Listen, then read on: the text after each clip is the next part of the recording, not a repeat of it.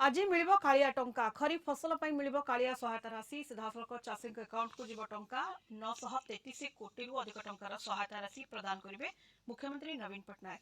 या द्वारा उपकृत हेबे 46 लाख रु अधिक भूमिहीन क्षुद्र और नाममात्र कृषक परिवार। 18 लाख रु अधिक भूमिहीन कृषक परिवार को 360 कोटी टंकार अतिरिक्त आर्थिक सहायता प्रदान कराଯିବ। सेहिभଳି आज 30 जिल्ला रे कालिया केन्द्रर शुभारंभ करेंगे मुख्यमंत्री। आगुरी खरीफ ऋतु पर एप्रिल 1 पर और रबी ऋतु पर सेप्टेम्बर 1 पर कालिया सहायता प्रदान करा जाउथिला, किंतु कैबिनेट निष्पत्ति पर एबे जे कोनोसी समय राज्य सरकार चाषी को अकाउंट को सहायता पठाई परिबे। सेहिभଳି कालिया योजना अवधि को राज्य सरकार आउ 3 वर्ष पर वृद्धि करिसेंती। 2018-19 राज्य में कार्यकारी होई आसुछि कालिया योजना।